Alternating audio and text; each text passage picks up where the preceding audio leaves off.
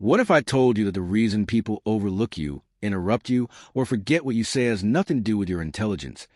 and everything to do with a skill no one ever taught you? Years ago, I watched two people with the same education, the same opportunities,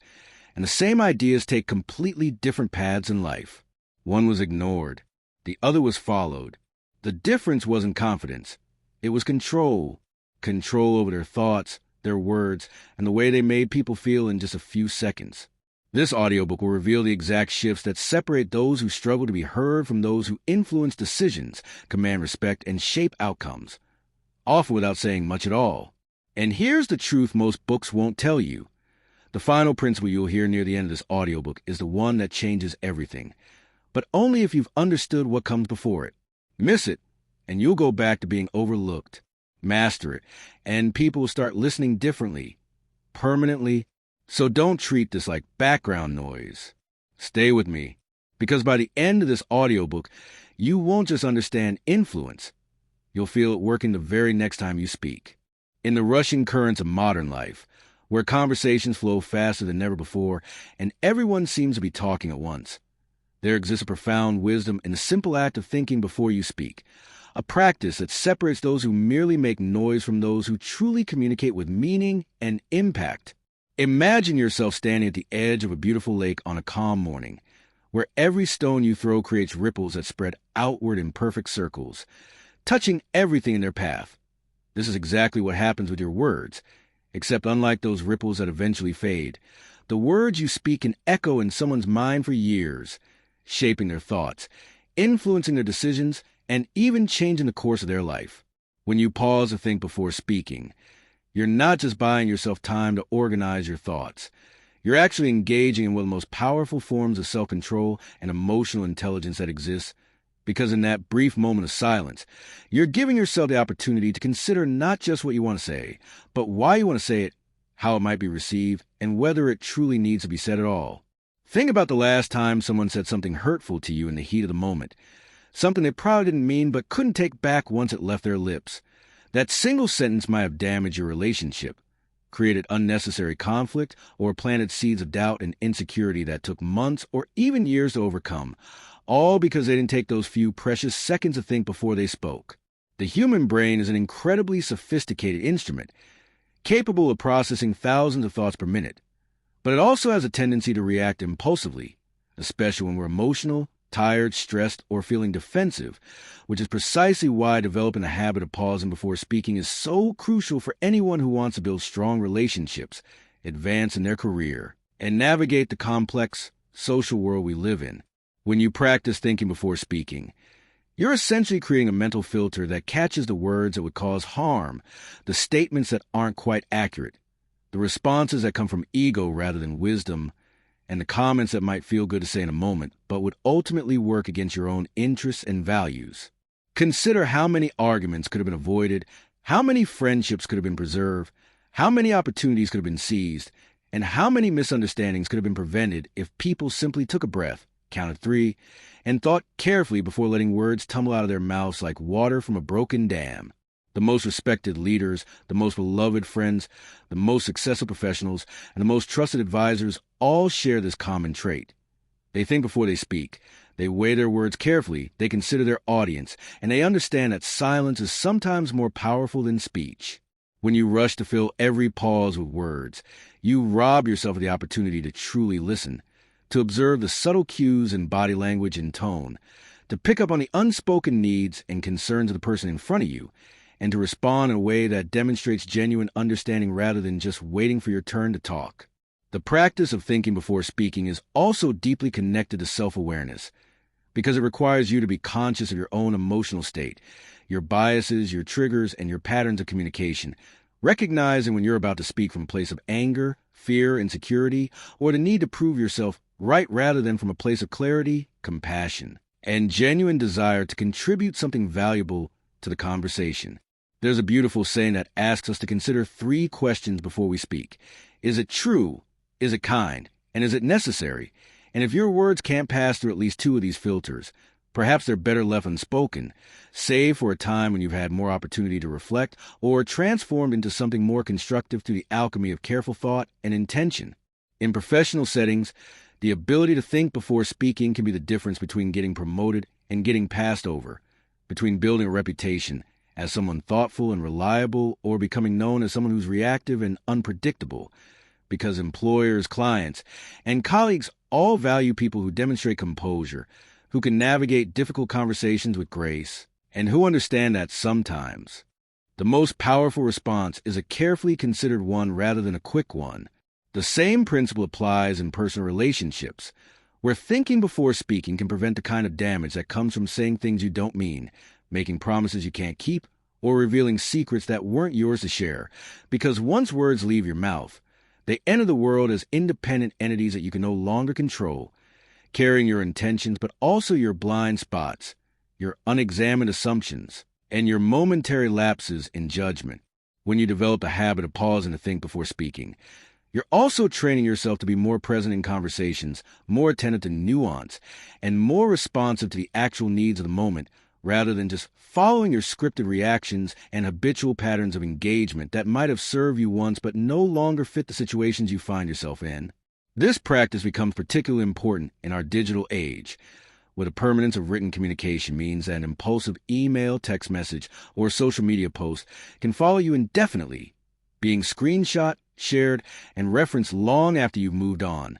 serving as a permanent record of a moment when you fail to think before you express yourself. The art of thinking before speaking is not about becoming fake, overly calculated, or losing your spontaneity.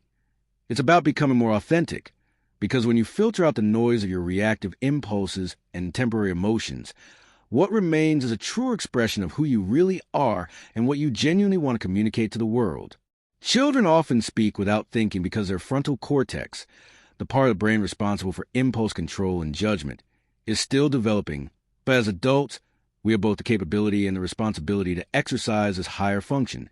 to be mindful of our impact, and to recognize that our words have the power to heal or harm, to build bridges or burn them, to inspire or discourage, to clarify or confuse. The practice also cultivates humility, because when you think before speaking, you often realize that you don't actually have all the answers, that your first interpretation of a situation might be incomplete or incorrect,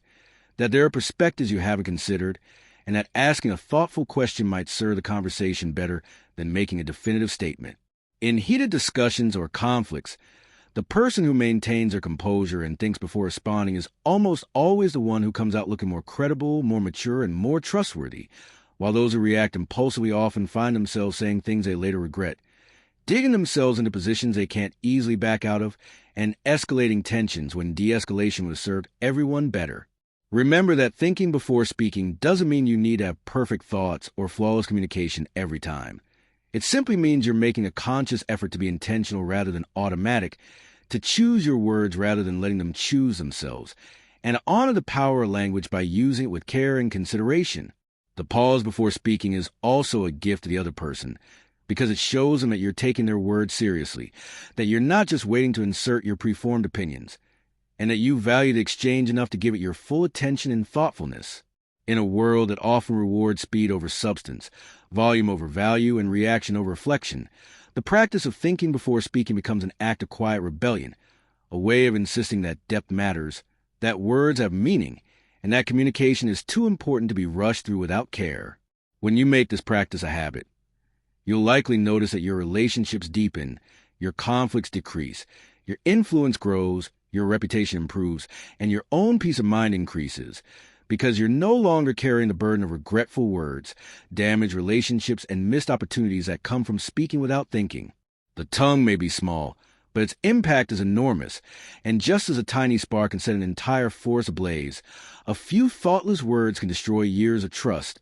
create lasting pain, and set in motion consequences that ripple far beyond what you could have imagined in the moment you spoke them. So the next time you feel words rising up in your throat, especially in moments of strong emotion, take that breath, pause for just a few seconds, ask yourself what you're trying to accomplish, consider how your words might land, and then speak from a place of intention rather than impulse, knowing that this simple practice, repeated over time, has the power to transform not just your communication, but your entire life, your relationships, your opportunities, and your legacy in this world where So many words are spoken, but so few are truly worth remembering. There exists a remarkable quality in certain people that makes others naturally lean in and listen when they speak, not because they raise their voice or demand attention through force, but because they possess something far more magnetic and powerful, the ability to speak with calm authority, a rare combination of confidence and composure that communicates strength without aggression, conviction without arrogance, and leadership without domination. When you observe someone who has mastered this art, you'll notice that they don't need to shout to be heard. They don't need to talk over others to make their point. And they don't need to fill every silence with nervous chatter, because they understand that true authority comes from within, from a deep well of self-assurance that allows them to remain steady even when everything around them is chaotic. Speaking with calm authority is fundamentally different from speaking with loud aggression or timid uncertainty, because it occupies that powerful middle ground where your words carry weight without being weighed down by emotional reactivity, where your presence commands respect without demanding it, and where your message lands with clarity because it's delivered with a kind of measured certainty that makes people instinctively trust what you're saying. Think about the teachers you remember most fondly from your school days, the ones whose classrooms were naturally orderly not because they yelled or threatened, but because their calm, steady presence made students want to behave and listen. That's the power of calm authority in action, and it's available to every single person willing to develop it through conscious practice and self-awareness. The voice you use when speaking matters more than most people realize, because humans are deeply wired to respond to vocal cues that signal safety, confidence, and reliability, which is why a person speaking in a calm, measured tone with appropriate pauses and steady rhythm will almost always be perceived as more credible and trustworthy than someone speaking rapidly with a shaky voice, even if both are saying exactly the same words. When you speak with calm authority, you're not just communicating information. You're creating an emotional environment where others feel safe to listen, where they're not on the defensive, where they're not preparing their counter-arguments while you're still talking, and where they're actually open to being influenced by what you have to say because your delivery signals that you're someone worth listening to. This quality becomes especially crucial in high-pressure situations, during conflicts and negotiations, while giving presentations, when delivering difficult news, or when leading others through uncertainty. Because it's precisely in these moments that people look for someone who appears to have everything under control, someone whose steadiness can anchor them when they're feeling adrift. The foundation of speaking with calm authority begins with your internal state, because if you're anxious, insecure, or emotionally turbulent on the inside, it will inevitably leak out through your voice no matter how hard you try to disguise it, which is why the first step is not to change how you speak, but to change how you feel, to cultivate inner peace through practices like deep breathing, mindfulness, self-reflection, and building genuine confidence based on real competence and self-knowledge rather than false bravado. Your breathing patterns directly affect your voice quality, which is why nervous speakers tend to sound breathy, rushed, and strained, while calm speakers have voices that resonate with fullness and depth. So before any important conversation, presentation, or difficult discussion, take a few moments to breathe deeply from your diaphragm, feeling your belly expand rather than your chest, allowing oxygen to flow fully through your system and your nervous system to shift from fight or flight mode into a state of calm alertness. The pace at which you speak is another critical element of calm authority, because speaking too quickly signals anxiety, makes your words hard to process, and gives the impression that you're not entirely confident in what you're saying. While speaking at a measured, deliberate pace demonstrates that you're comfortable with silence, confident that people will wait for you to finish, and secure enough not to rush through your thoughts as if you're afraid someone might interrupt you. Strategic pauses are one of the most powerful tools in speaking with calm authority, because when you pause before answering a question, you show that you're thinking carefully rather than reacting impulsively. When you pause for emphasis, you give your most important points time to land and resonate. And when you pause after someone else speaks, you demonstrate that you're truly listening rather than just waiting for your turn to talk. The actual pitch and tone of your voice also matters tremendously, because research shows that lower-pitched voices are generally perceived as more authoritative and trustworthy across cultures, which doesn't mean you need to artificially lower your voice to an uncomfortable level, but rather that you should speak from your natural lower register by staying relaxed, keeping your shoulders down, and avoiding the tendency to speak from your throat or nose, which creates a higher, more nasal quality that undermines authority. When you speak with calm authority, you eliminate unnecessary filler words like, like, and because these verbal tics communicate uncertainty and nervousness, making you sound as if you're not quite sure what you're saying or that you're seeking approval and validation with every sentence. Whereas clean, clear speech with intentional pauses where you might otherwise use fillers dramatically increases your perceived competence and confidence. Your body language and facial expressions must align with your calm, authoritative voice, because humans are extraordinarily good at detecting incongruence between verbal and nonverbal communication. So if your words sound confident but your body is hunched, your hands are fidgeting, or your eyes are darting around nervously, people will trust the nonverbal signals over your words and conclude that you're not as confident as you're trying to appear. The content of what you say is equally important as how you say it, because calm authority requires substance to back it up. You must actually know what you're talking about, have clarity of thought, and be able to express complex ideas in simple, direct language that others can easily understand and remember. One of the most powerful aspects of speaking with calm authority is that it has a regulating effect on others, meaning that when you remain calm and centered while speaking, even in tense or emotional situations, you literally help calm the nervous systems of those listening to you, which is why the best crisis leaders, negotiators, and counselors all master this skill because they understand that their primary job is often not to provide answers, but to provide a stabilizing presence that allows others to think more clearly. This doesn't mean you become cold, robotic, or emotionless. In fact, calm authority is often most powerful when combined with appropriate warmth, empathy, and genuine care for others, creating a combination that says, I'm confident and capable, and I'm also here for you, which is infinitely more compelling than either cold competence or warm incompetence alone. When dealing with difficult people, aggressive challenges, or disrespectful behavior, speaking with calm authority becomes your greatest asset, because it allows you to hold your ground without escalating the situation, to set boundaries without becoming defensive, and command respect through the simple power of remaining unshakable in the face of others' emotional storms. The practice of speaking with calm authority requires you to let go of the need for immediate validation, the urge to prove yourself constantly, and anxiety about whether people like you or agree with you. Because when you're secure in yourself and your message, you can deliver without attachment to how it's received, trusting that those who are meant to hear it will, and those who aren't ready won't. And that's perfectly acceptable. In professional environments, people who speak with calm authority tend to rise faster and farther than equally talented people who lack this quality, because leadership is fundamentally about influence, and influence flows naturally to those who can make others feel confident, secure, and inspired through the steadiness of their presence and the clarity of their communication. Parents who speak to their children with calm authority rather than yelling or pleading find that they get better cooperation, more respectful behavior, and stronger relationships. Because children desperately need the security of knowing that their parents are steady, reliable, and in control even when they themselves are feeling overwhelmed by big emotions they don't yet understand. The key to developing the skill is consistent practice in everyday situations, not just saving it for high-stakes moments. Because calm authority must become your default mode of communication, woven into the fabric of how you naturally express yourself, which only happens through repetition, self-awareness, and constant refinement. Record yourself speaking and listen back, noticing where you rush, where your voice rises in pitch, where you use filler words, and where you sound uncertain. Then practice those same sentences or ideas again with more intentional pacing, fuller breathing, and greater confidence, understanding that this is a skill like any other that improves dramatically with dedicated practice. Remember that speaking with calm authority is not about manipulating others or creating a false persona. It's about becoming the most grounded, clear, and powerful version of yourself, removing the interference of anxiety, insecurity, and reactive emotions so that your authentic wisdom and strength can shine through unobstructed. When you master this way of speaking, you'll find that conflicts de-escalate more easily, your ideas are taken more seriously,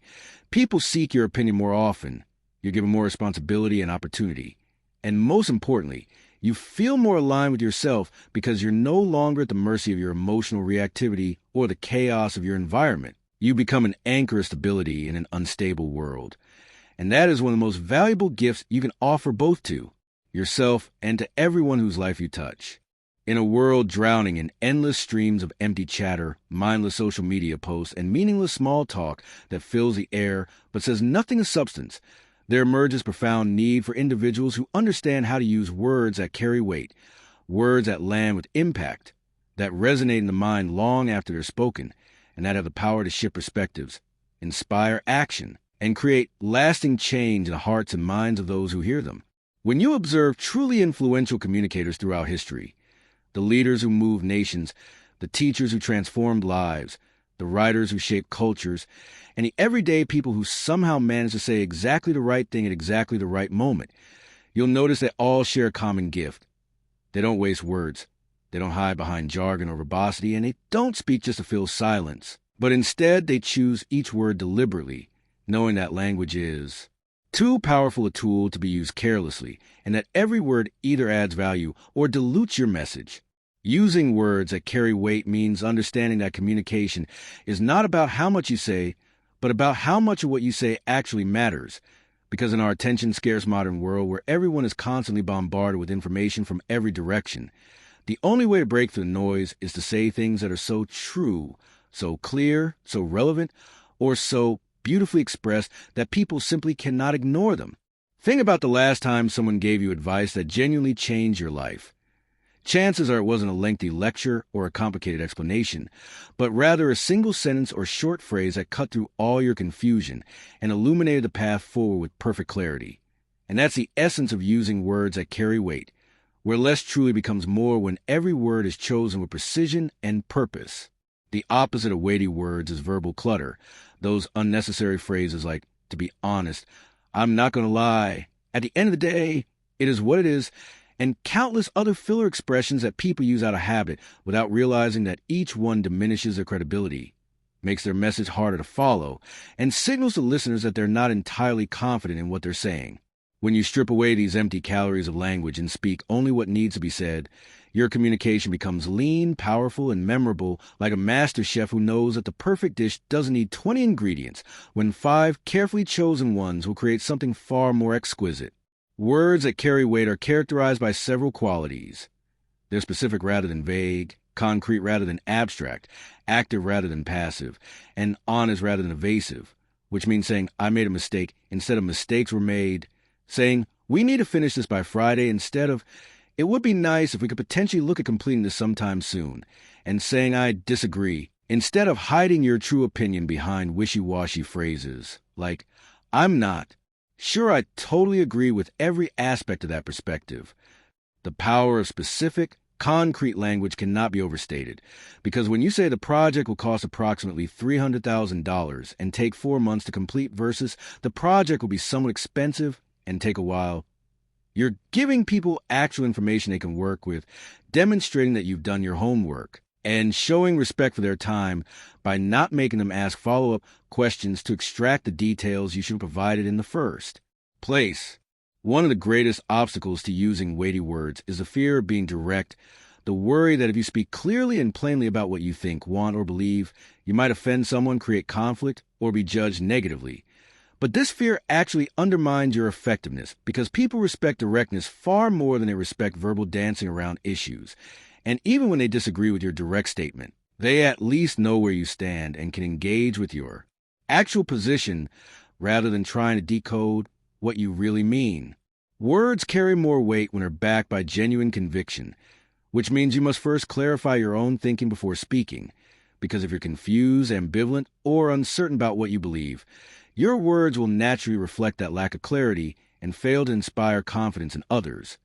Whereas when you've done internal work to know what you think and why you think it, your words flow with natural authority that people instinctively recognize and respond to. The metaphorical and symbolic power of language is another dimension of using words that carry weight, because sometimes a well-chosen metaphor can convey in seconds what a technical explanation would take minutes to communicate, which is why the greatest teachers, leaders, and communicators throughout history have been masters of story, analogy, and imagery that makes abstract concepts tangible and memorable. Consider how much more powerful it is to say, we're trying to turn the Titanic with canoe paddle versus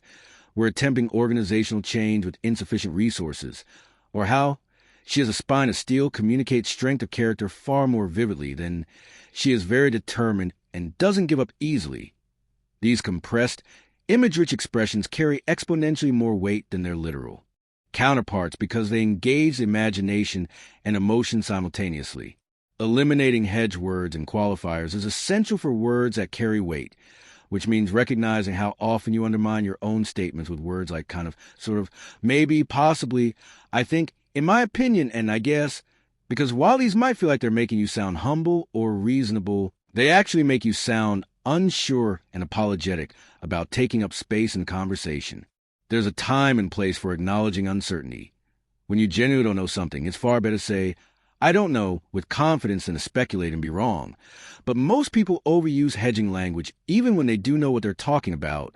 simply out of habit or misplaced fear of appearing too assertive. The structure and rhythm of your sentences also affects whether your words carry weight, because short, punchy sentences create impact and emphasis, while long, winding sentences with multiple clauses and tangents dilute your message and lose your audience in a maze of subordinate ideas that obscure your main point. Master communicators instinctively vary their sentence length for effect, using longer sentences to explain complex ideas and develop nuance, then following with short, declarative sentences that hammer home the key insight, creating a rhythm that keeps listeners engaged and helps them distinguish between supporting details and main points. Words carry more weight when they're truthful, which seems obvious but is violated constantly by people who exaggerate, embellish, or shade the truth in an attempt to make their point more persuasive,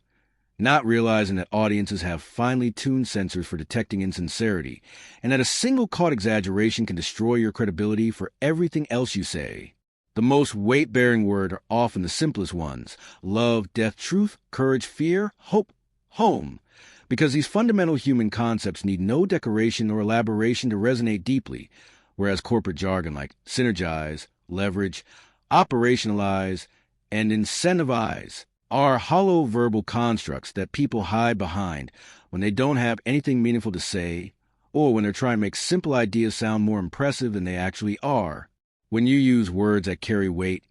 you also take responsibility for them, which means you don't hide behind passive voice constructions that obscure who did what. You don't attribute your opinions to vague authorities like people say or studies show without specifics, and you don't constantly deflect accountability with phrases like, that's just how I was raised, or that's just my personality, when your words or actions have caused harm. The timing of when you speak is just as important as what you say, because words that might carry tremendous weight in one context become meaningless or even counterproductive in another context, which is why emotional intelligence requires knowing not just how to speak powerfully, but when to speak powerfully and when to remain silent and let others process, reflect, or arrive at their own conclusions. In professional settings, people who consistently use words that carry weight tend to be promoted faster, trusted more deeply, and given greater responsibility because they demonstrate clarity of thought, decisiveness,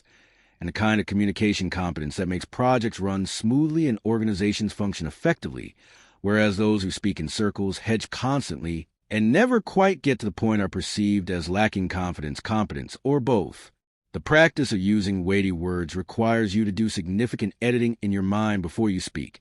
asking yourself whether each word you're about to say truly serves your message, or whether it's just verbal padding that you've learned to use out of habit, nervousness, or the mistaken belief that more words equal more impressive communication. When you commit to this discipline, you'll find that your words have more impact. People pay closer attention when you speak. Your ideas spread further because they're easier to remember and repeat, and you spend less time talking while accomplishing more with your communication. Reading great writers, listening to powerful speakers, and studying how language works at a deep level all help develop your ability to choose words that carry weight, because these activities attune your ear to the difference between flabby, cluttered prose and lean, muscular communication that gets straight to the heart of what matters. Remember that using words that carry weight is not about being cold, harsh, or militantly efficient to the point of seeming robotic. You can be warm, personable, and emotionally expressive while still choosing your words carefully and speaking with precision and purpose. In fact, the combination of genuine warmth and verbal discipline is exceptionally powerful because it shows you care enough about the person and the message to give them your best communication rather than your laziest habits. Children naturally speak with words that carry weight because they haven't yet learned all the social conventions, verbal hedging, and political correctness that adults use to soften and obscure their meaning, which is why a child saying, "I don't like that," or "Why do you look so sad?" or "That's not fair" often has more impact than an adult's carefully constructed diplomatic version of the same sentiment. The ultimate goal of using words that carry weight is not to impress people with your eloquence or to win arguments through superior rhetoric, but rather to communicate so clearly, so truthfully, and so effectively that your words serve as bridges of understanding, catalysts for action, and tools for creating positive change in whatever sphere of influence you occupy, whether that's your family, your workplace, your community, or the wider world that desperately needs more people who know how to cut through noise and speak what matters with clarity, conviction, and courage. There exists a fundamental difference between how ordinary people communicate and how true leaders structure their messages, and this difference has nothing to do with charisma, natural talent, or being born with some special gift, but rather with understanding that effective leadership communication follows specific patterns and principles that can be learned, practiced, and mastered by anyone willing to put in the effort to transform their scattered thoughts into organized, compelling messages that move people to action. When you listen to great leaders speak, whether they're addressing a nation during crisis, rallying a team around a challenging goal, explaining a complex strategy to stakeholders, or simply having a one-on-one conversation with someone who needs guidance, you'll notice they don't ramble, they don't jump randomly from topic to topic, and they don't leave people confused about what they're supposed to think, feel, or do after the conversation ends, because leaders understand that their primary responsibility is to bring clarity to complexity, to create order from chaos, and provide a clear path forward when others are feeling lost or overwhelmed. The architecture of a leader's message always begins with knowing exactly what outcome they want to achieve before they open their mouth, because speaking without a clear objective is like setting sail without a destination. You might move forward and even look busy doing it, but you'll never arrive anywhere meaningful, and you'll waste everyone's time, including your own, in the process. This means before any important communication, whether it's a presentation, a difficult conversation, an email to your team, or a pitch to potential clients, you must ask yourself 3 crucial questions. What do I want people to know?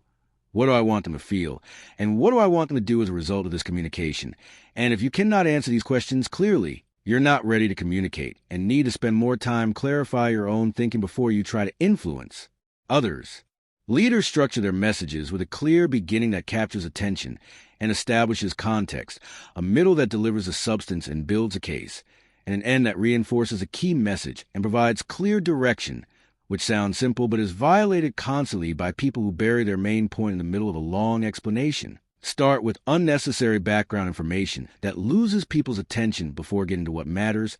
or trail off without a clear conclusion that tells people what to do with the information they've just received. The power of starting strong cannot be overstated, because you're perhaps 30 seconds to capture someone's attention before their mind starts wandering, which means leaders don't begin with apologies, long preambles, or boring administrative details, but instead lead with something that makes people lean in: a provocative question,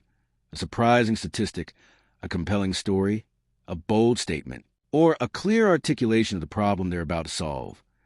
Anything that signals to the audience that what's coming next is worth their full attention. Once you've captured attention, a leader's message follows a logical progression that makes it easy for people to follow along, which typically means organizing information in one of several proven structures: chronological order when explaining how something developed over time, problem-solution benefit when trying to drive action,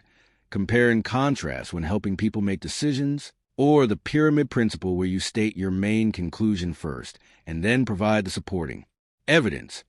rather than making people wade through all your reasoning before revealing what you actually think. Leaders are ruthless about eliminating tangents, side stories, and interesting but irrelevant information that might be personally fascinating, but doesn't serve the message's core purpose, because they understand that every unnecessary detail dilutes the power of what truly matters and gives people's minds permission to wander off into thought about their own concerns rather than staying focused on your message. The concept of signposting is essential in leadership communication, which means explicitly telling people where you're going with your message by using phrases like, "There are 3 key factors we need to consider.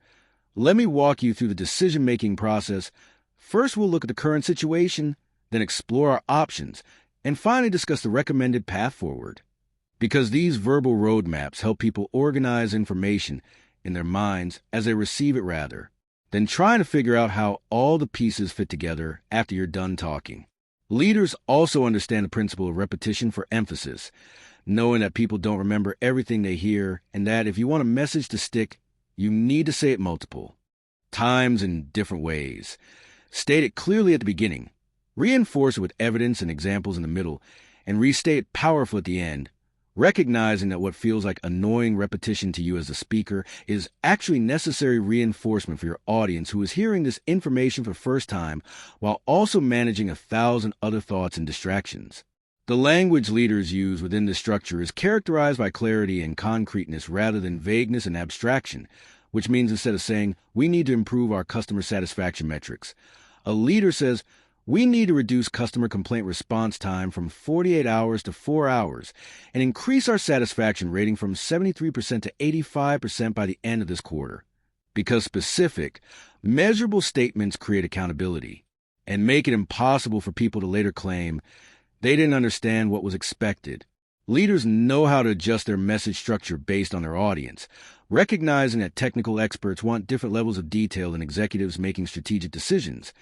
that people under stress need simpler, more direct communication than people in calm planning mode, and that skeptical audiences require more evidence and acknowledgement of objections than audiences that are already on your side and just need direction. The power of storytelling within leadership communication cannot be ignored, because while data and logic appeal to the rational mind, stories engage the emotions and make abstract concepts concrete and memorable, which is why the most effective leaders weave real examples, case studies, and narratives throughout their messages rather than relying solely on bullet points and statistics. When structuring a message as a leader, you must also anticipate and address the questions and concerns that your audience will naturally have.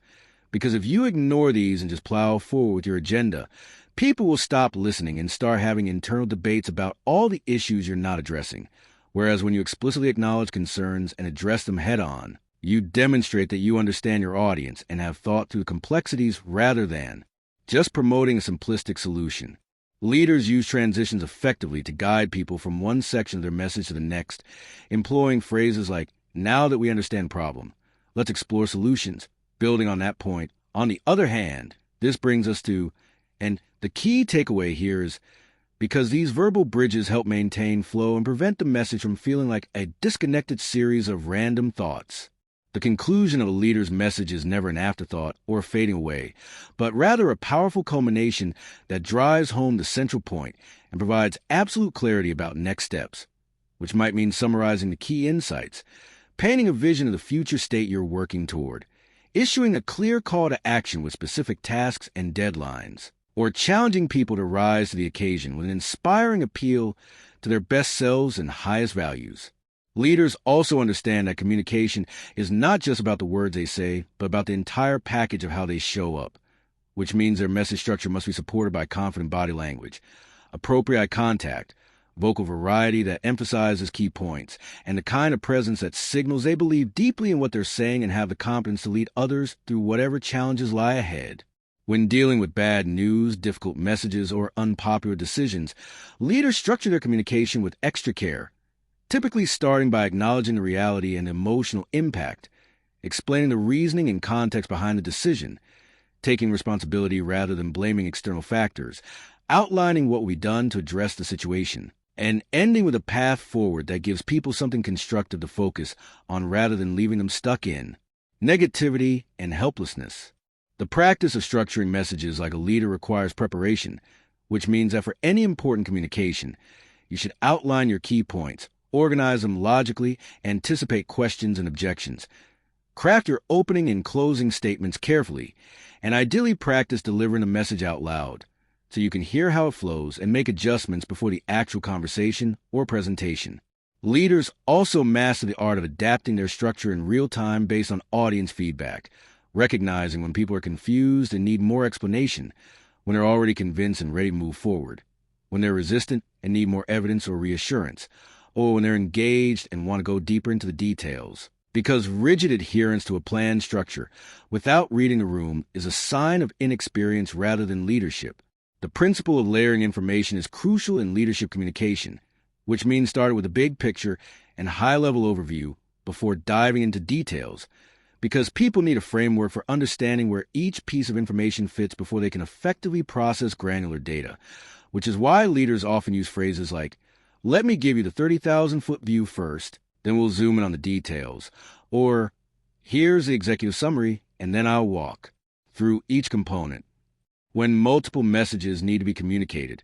leaders prioritize ruthlessly rather than trying to cover everything equally, recognizing that if you treat all information as equally important, people will struggle to determine what they should remember and act upon, whereas when you explicitly state, the number one priority is X, followed by Y and Z, you make it easy for people to focus their energy appropriately. Leaders structure their questions strategically as well,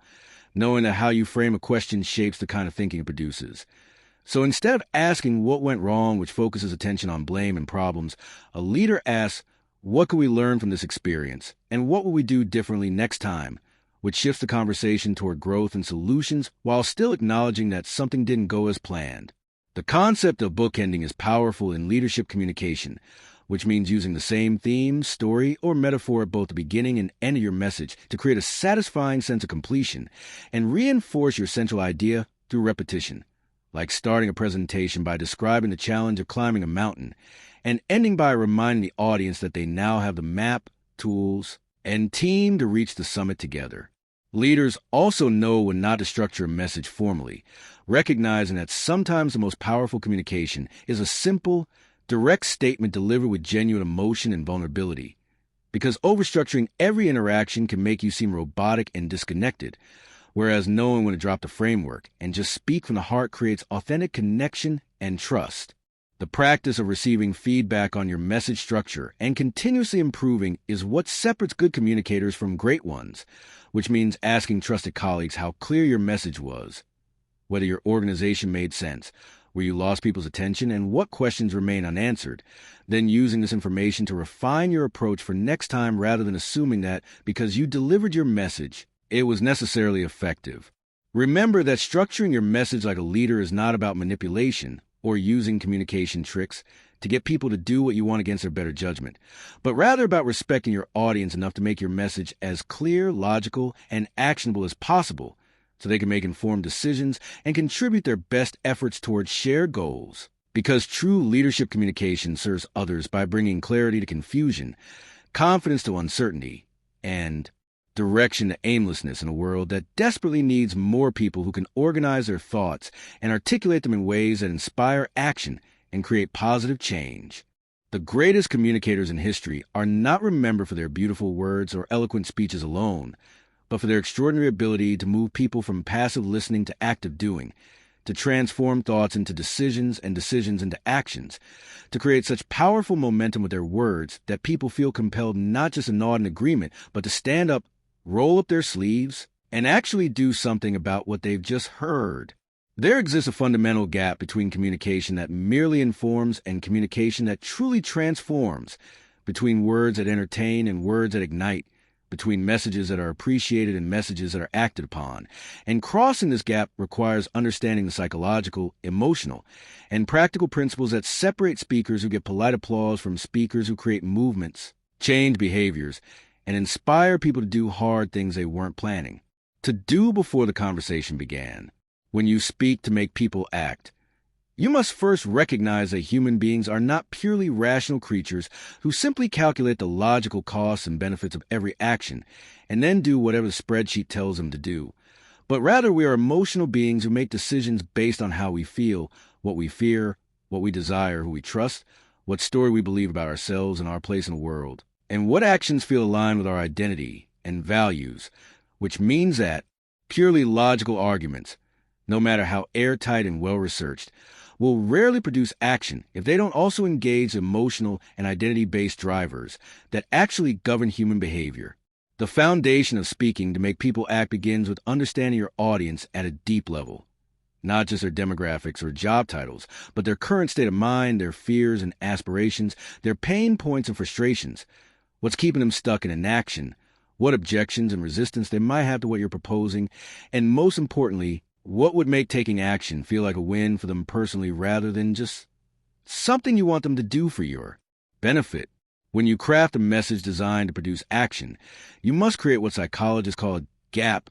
between where people currently are and where they could be, making the current situation feel uncomfortable enough that staying put becomes more painful than the effort required to change, while simultaneously making the future possibility feel so attractive and achievable that people become excited about moving toward it rather than remaining paralyzed by fear of failure or the unknown. The most powerful action-driving communication follows a specific emotional arc. It starts by validating people's current reality and building connection so they feel understood rather than judged or lectured to. Then it creates urgency by helping them see the cost of inaction or the opportunity they'll miss if they don't act soon. Then it paints a vivid picture of what's possible if they do take action. Then it provides a clear, specific, achievable path forward that breaks the desired action into manageable steps that don't feel overwhelming.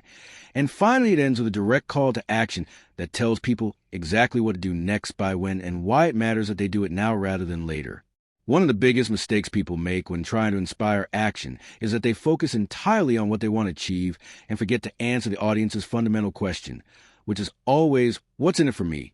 Because no matter how important your cause or how brilliant your idea, people will only act if they can see how it connects to their own interests, values, or goals. Which doesn't mean everyone is selfish, but rather that we all have limited time, energy, and attention. So we naturally prioritize actions that serve purposes we care about over actions that only benefit others. The language you use when speaking to inspire action must be concrete and specific rather than abstract and vague, which means instead of saying, we need to improve our performance, you say, we need each person to make 3 additional sales calls per day starting Monday. And instead of saying, please consider supporting our cause, you say, please donate $50 right now using the link I'm about to share, which will provide clean water for one family for an entire year. Because specificity removes ambiguity, makes the action feel achievable rather than overwhelming, and eliminates the mental friction that causes people to delay or forget. Stories are the most powerful tool for driving action because they bypass the rational mind's tendency to argue and debate. Instead, engage in imagination and emotions in ways that make people feel the need for action rather than just intellectually understand it, which is why the most effective activists, fundraisers, salespeople, and leaders don't lead with statistics and logical arguments, but with compelling narratives about real people facing real challenges, overcoming real obstacles, and achieving meaningful transformation through the very actions you're now asking your audience to take. When you want people to act, you must address their fear and resistance head-on rather than pretending these barriers don't exist, because every request for action triggers automatic mental objections like, I don't have time, I don't know how, well, I fail, someone else should do it, it won't make a difference anyway, or I'll do it later. And if you ignore these objections, they'll silently prevent action, even among people who genuinely agree with your message. Whereas when you acknowledge concerns directly and provide reassurance, resources, or reframing, you remove the invisible obstacles that keep people stuck. The principle of social proof is extraordinarily powerful in driving action because humans are deeply influenced by what others around them are doing, which means that when you can show that real people similar to your audience have already taken the action you're requesting and have benefited from it, you make the desired behavior feel normal, safe, and achievable rather than risky or unusual, which is why testimonials, case studies, and statements like, over 5,000 people have already joined this movement, or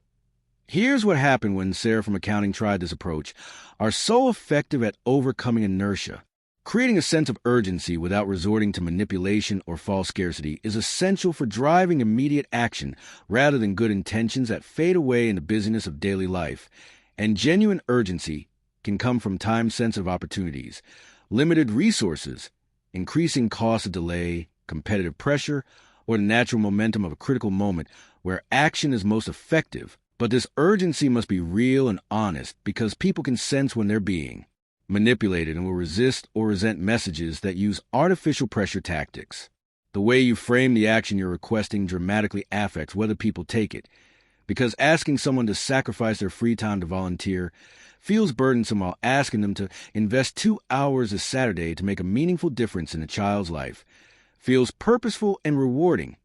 even though both refer to the same action, which demonstrates that the meaning people attach to an action is often more important than the action itself in determining whether they'll do it. When speaking to drive action, You must embody the energy and conviction you want to see in your audience, because if you're uncertain, hesitant, or apologetic about what you're asking people to do, they will mirror that energy and conclude that maybe it's not really that important after all. Whereas when you speak with genuine passion, certainty, and commitment, making it clear that you absolutely believe in what you're asking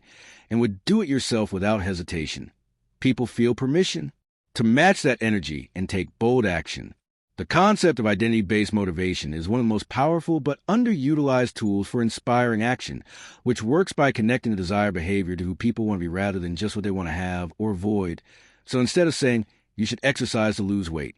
you say you're the kind of person who takes care of their body and honors their health.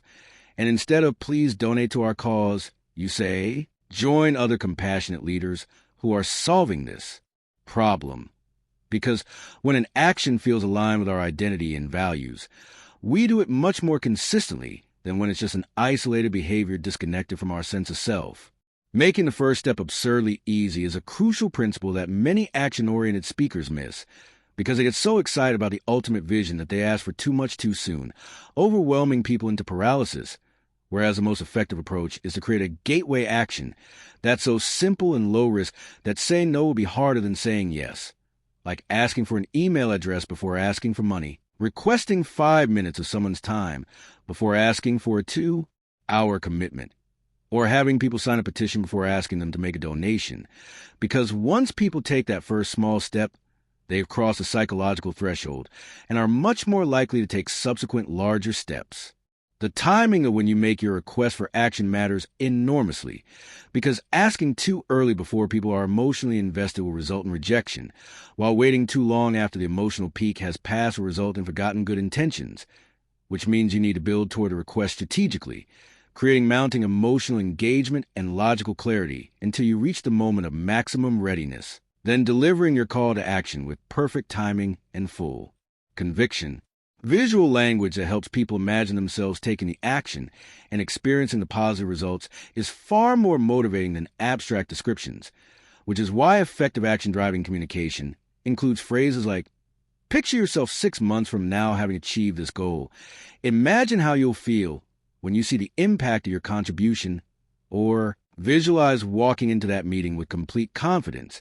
because when people can mentally rehearse an action and its positive outcomes, they're neurologically preparing themselves to actually do it. Removing friction and obstacles from the path to action is just as important as adding motivation,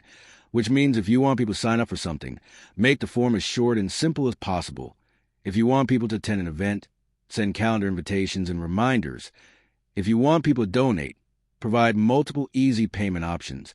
And if you want people to change a behavior, eliminate as many barriers as possible so that the desired action becomes a path of least resistance, rather than requiring heroic willpower to overcome complicated logistics.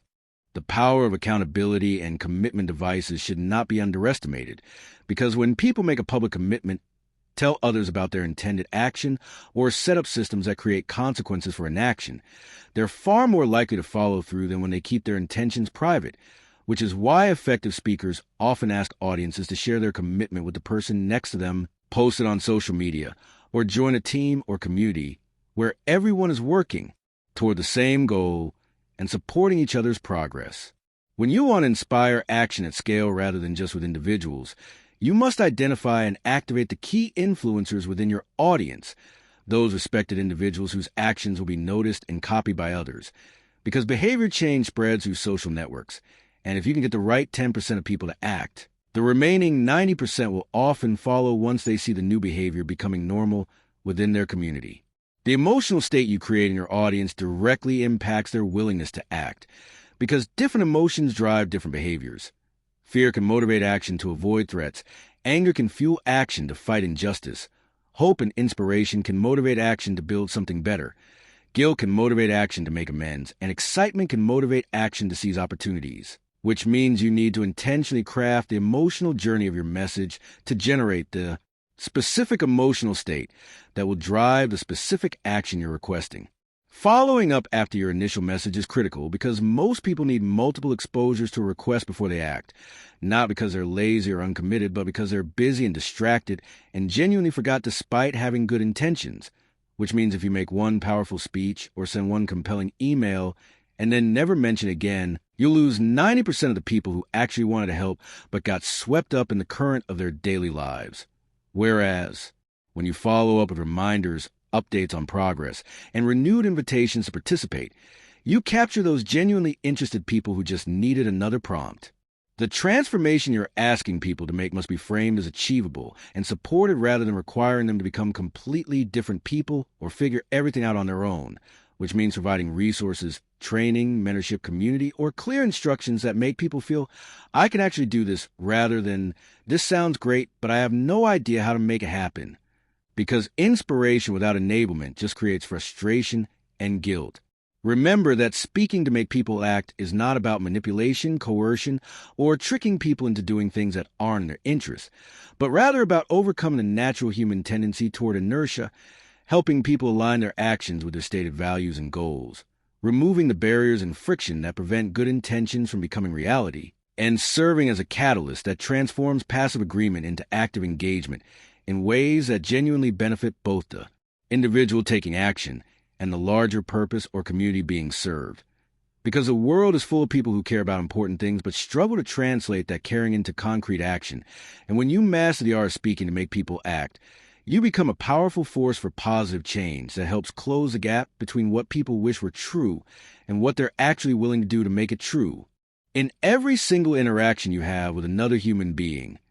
whether it's a heated argument with someone you love, a crucial presentation, the people who will decide your future, a casual conversation with a stranger at the coffee shop, or a difficult message you're trying to deliver to someone who doesn't want to hear it, there exists an invisible but incredibly powerful force that determines the outcome far more than the actual words you speak. And that force is your emotional tone, the energy, attitude, and feeling state you bring to the communication,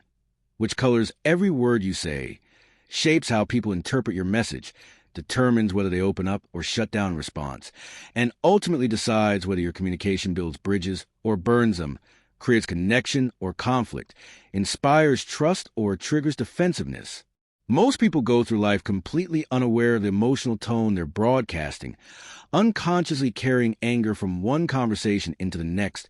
letting their anxiety leak into their voice when they're trying to appear confident, allowing frustration or impatience to seep into their words when they're attempting to be helpful, or radiating judgment and superiority when they think they're just being honest. And then they wonder why people react negatively, why conversations go sideways, why they can't seem to get through to others, never realizing that the problem isn't what they're saying but the emotional frequency on which they're saying it. The fundamental truth about emotional tone is that it's contagious. When you speak with calmness, others tend to become calmer. When you speak with anxiety, others become more anxious. When you speak with warmth and openness, others soften and open up. And when you speak with hostility or coldness, others become defensive and closed off, which means that your emotional tone doesn't just affect how your message is received. It literally shapes the emotional state of everyone in the conversation, giving you tremendous power and responsibility for the quality of your interactions. Understanding how to master your emotional tone begins with recognizing that emotions are not things that simply happen to you like weather passing through, but rather they're physiological and psychological states that you can learn to recognize, regulate, and intentionally shift, which doesn't mean suppressing or faking emotions, but rather developing the sophisticated self-awareness and emotional intelligence to notice what you're feeling, understand where it's coming from, decide whether that emotional state serves your communication goals, and if it doesn't, take steps to shift into a more resourceful emotional state before you speak. The voice is the primary carrier of emotional tone, and your vocal qualities, pitch, pace, volume, rhythm, and inflection, communicate your emotional state far more powerfully than your words ever could, which is why someone would say, "I'm not angry," in a tight, clipped voice with rising volume, and everyone knows they absolutely are angry, or why someone could say, "I'm fine," in a flat, lifeless tone, and everyone understands they're anything but fine, because humans have evolved over millions of years to be exquisitely sensitive to vocal cues that reveal emotional states, making it nearly impossible to hide what you're truly feeling once you open your mouth to speak. When you're anxious or nervous, your voice tends to become higher-pitched, faster-paced, and more breathy, with a quality that immediately signals to listeners that you're not grounded or confident, which then undermines whatever message you're trying to deliver, because people instinctively trust information less when it's delivered by someone who seems uncertain or afraid. Whereas when you're calm and centered, your voice naturally deepens, slows down, and carries more resonance and authority, making people more inclined to believe and follow what you're saying. Mastering your emotional tone requires doing internal work before the external communication, which means if you're about to have an important conversation and you're feeling angry, defensive, scared, or any other emotion that won't serve you, you need to pause and do whatever it takes to shift your state. Take deep breaths, go for a brief walk, listen to music that changes your mood, reframe the situation in your mind, remind yourself of your larger goals, or simply give yourself time to cool down, because try to control your emotional tone through willpower alone while you're flooded with strong emotions is like trying to hold back a river with your hands, exhausting and ultimately futile. The concept of emotional granularity is crucial here, because most people only recognize a handful of basic emotions like happy, sad, angry, or scared, but research shows that people who can identify and name dozens of specific emotional states, like feeling irritated versus enraged, anxious versus terrified, disappointed versus devastated, content versus ecstatic, have much better emotional regulation, because the simple act of accurately naming what you're feeling gives you more control over it and more options for how to respond. Your body language and facial expressions are inseparable from your emotional tone, because emotions are full body experiences that show up not just in your voice, but in your posture, gestures, facial muscles, and overall physical presence, which means that even if you somehow manage to control your voice while harboring negative emotions, people will still pick up on the incongruence between your words and your body, sensing that something is off and therefore not fully trusting you. Whereas, when your emotional tone is genuinely aligned across voice, face, and body, you communicate with a powerful authenticity that people instinctively respond to. One of the most important distinctions in mastering emotional tone is the difference between emotional authenticity and emotional dumping, because being emotionally genuine doesn't mean vomiting your unprocessed feelings onto others without consideration for the impact, but rather means being honest about your emotional state while taking responsibility for managing it in ways that serve the relationship and the conversation rather than damaging them. When you approach difficult conversations with an emotional tone of curiosity rather than judgment, of seeking to understand rather than to prove you're right, of genuine care for the other person rather than just your own agenda, you create a completely different dynamic that invites collaboration and problem-solving rather than triggering the defensive reactions that shut down productive dialogue. The emotional tone of patience is particularly powerful and unfortunately quite rare in our rushed, impatient culture, because when you speak with genuine patience, communicating through your tone that you have all the time in the world for this person and this conversation, that you're not rushed or annoyed, that you're fully present and engaged, people relax, open up, and share things they would never reveal to someone who seems hurried or irritated, which is why the best therapists, coaches, teachers, and leaders all cultivate this quality of patient,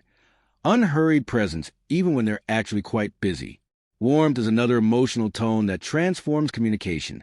and it's not about being fake or overly enthusiastic, but rather about allowing genuine positive regard, friendliness, and goodwill to come through in your voice and manner. Because humans are social creatures who desperately want to be liked and accepted. So when someone communicates with authentic warmth, we naturally move toward them, trust them more quickly, forgive their mistakes more easily, and work harder to maintain the relationship, whereas coldness, even if unintentional, creates distance and discomfort that undermines even the most brilliant content. The emotional tone you bring to conflict situations is perhaps the most critical and challenging arena for mastery, because when someone criticizes you, disagrees with you, or does something that upsets you, your natural physiological response is to go into fight or flight mode with emotional tones of defensiveness, aggression, or withdrawal. But these automatic reactions almost always make conflicts worse rather than better. Whereas if you can maintain an emotional tone of calm firmness, neither attacking nor surrendering, but holding your ground with steady, non-defensive clarity, you can navigate even the most difficult conversations in ways that preserve relationships and reach resolution. Enthusiasm and passion are emotional tones that make your communication magnetic and memorable, because when you speak about something with genuine excitement and energy, people can't help but pay attention and get drawn into your vision, whereas the same idea delivered in a flat, monotone voice with no emotional energy will be forgotten immediately, which is why great teachers, salespeople, and leaders all understand that passion is contagious, and that if you want others to care about something, you must first demonstrate through your emotional tone that you care deeply about it yourself. The emotional tone of respect is fundamental to all effective communication, and it's communicated not through your words, but through subtle vocal and behavioral cues that signal whether you view the other person as worthy of your time, attention, and consideration, because you can say all the right respectful words while your tone conveys impatience, condescension, or dismissiveness. And people will trust the tone over the words every single time, which is why so many well-intentioned attempts at communication fail when people don't realize they're undermining their message with disrespectful emotional undertones. Learning to read and respond to others' emotional tones is just as important as managing your own, because emotional intelligence is a two-way street where you're simultaneously broadcasting your own emotional state and receiving information about others' emotional states,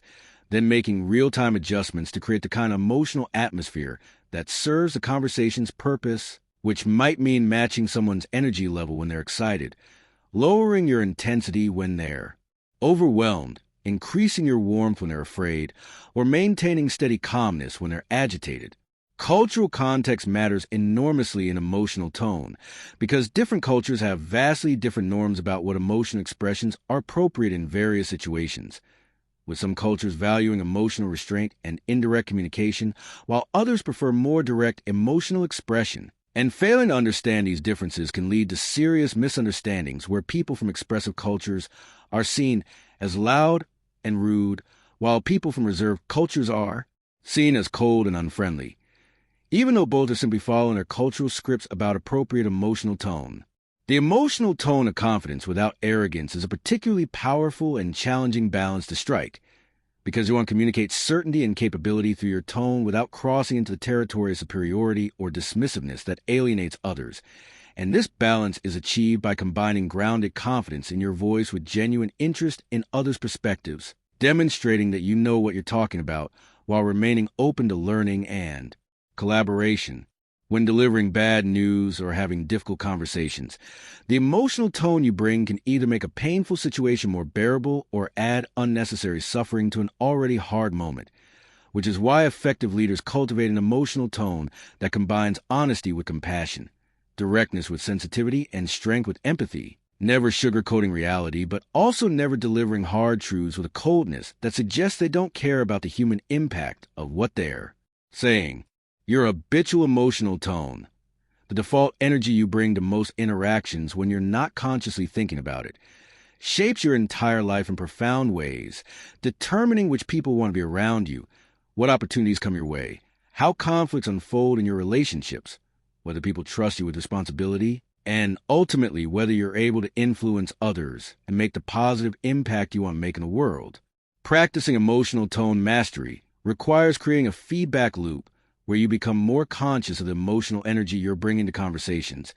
You notice the effects it has on others. You experiment with different emotional approaches,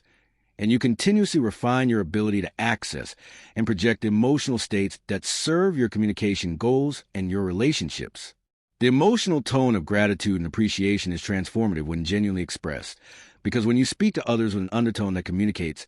"I see you, I value you, I'm grateful for you," people feel recognized and important, which builds loyalty, motivation, and goodwill far more effectively than any words of thanks spoken without genuine feeling behind them. Remember that mastering your emotional tone is not about becoming a fake person who manipulates emotions to get what they want, but rather about becoming a more conscious, skillful, and emotionally intelligent person who understands that how you make people feel is often more important than what you say to them, that your emotional state shapes every interaction you have, and that by taking responsibility for the emotional energy you bring to the world,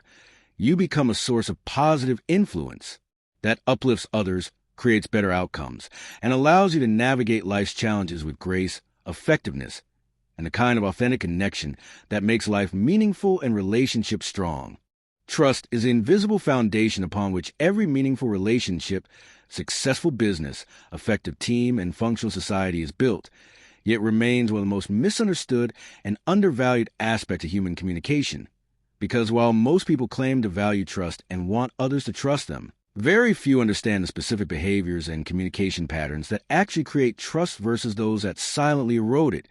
leaving them confused about why people seem hesitant to confide in them, reluctant to follow their leadership, or quick to doubt their word when challenges arise. The truth is that trust is not built through grand gestures, impressive credentials, or claiming to be trustworthy, but rather through the accumulation of countless small moments where your words align perfectly with reality,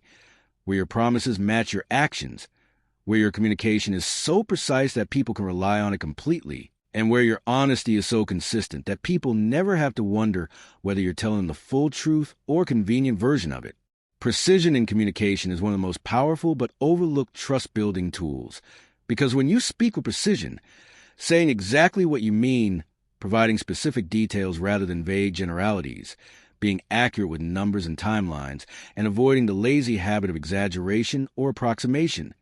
you send a powerful signal that you respect truth more than you respect convenience, that you care enough to get things right, and that you can be counted on to give people information they can actually use rather than forcing them to decode what you really meant or discover later that your casual estimate was wildly off the mark. Think about how trust erodes when someone tells you they'll call you back in a few minutes and you don't hear from them for 3 hours, or when they say a project will cost around $5,000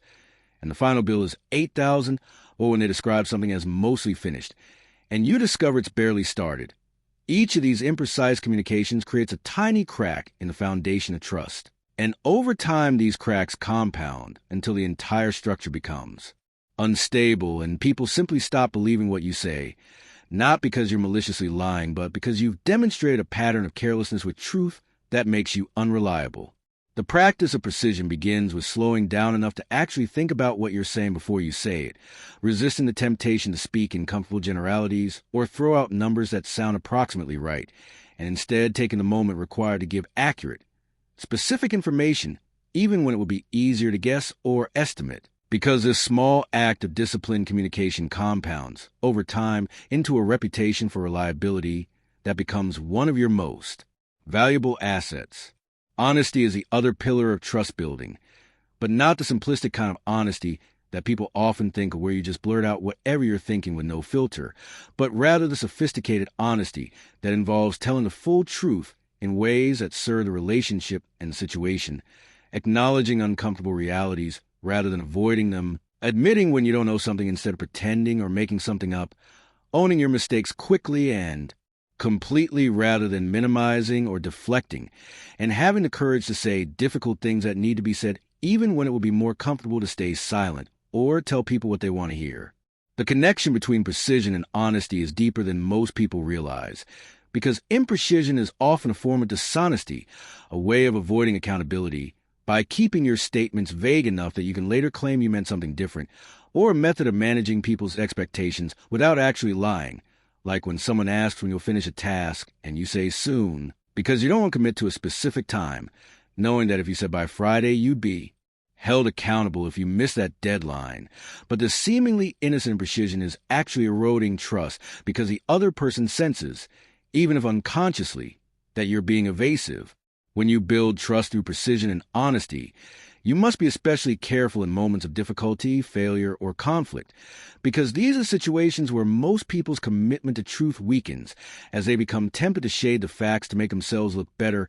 minimize their responsibility, exaggerate others' contributions to the problem, or simply avoid the conversation altogether. Yet these are precisely the moments where honesty matters most and where your choice to be truthful despite the personal cost demonstrates the kind of character that creates deep, lasting trust. The practice of saying, I don't know, when you genuinely don't know something is a powerful trust-building behavior that many people resist because they fear it makes them look incompetent or uninformed.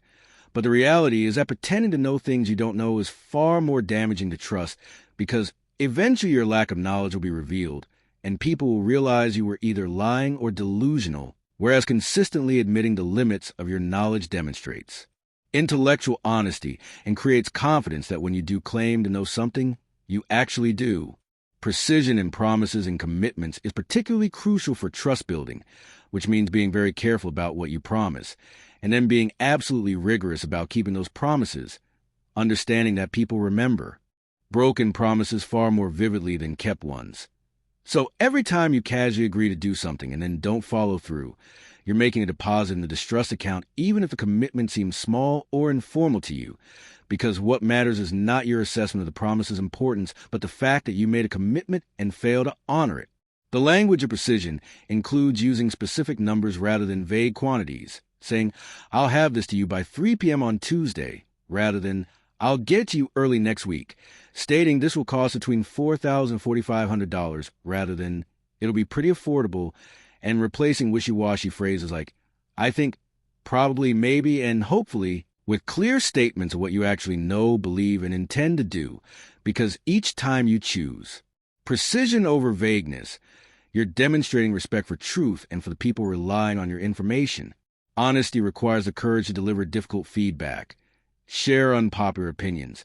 and challenge flawed thinking even when doing so creates temporary discomfort, because while people might not enjoy hearing hard truths in the moment,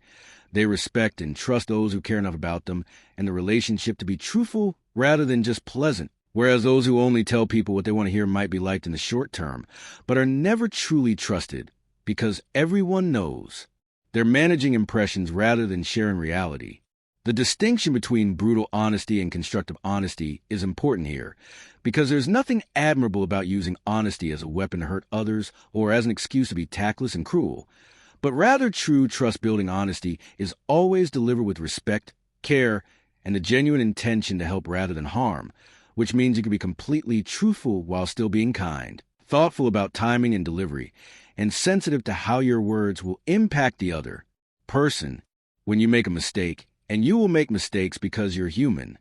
The trust-building response is immediate, complete honesty about what happened, full ownership without excuses or deflection, a clear explanation of how you'll fix it or prevent it from happening again, and then actually following through on that commitment. Because this pattern of honest accountability after failures actually builds more trust than never making mistakes would, since it demonstrates that you're someone who faces problems directly rather than hiding from them. The practice of checking and verifying information before sharing it is another dimension of precision that builds trust, because in our age of viral misinformation, where people casually forward rumors, unverified claims, and clickbait headlines without checking whether they're actually true, those who take the time to verify before speaking become known as reliable sources whose word can be trusted, while those who spread information carelessly become known as unreliable, even if they have no malicious intent. Precision and honesty in self-assessment is particularly important,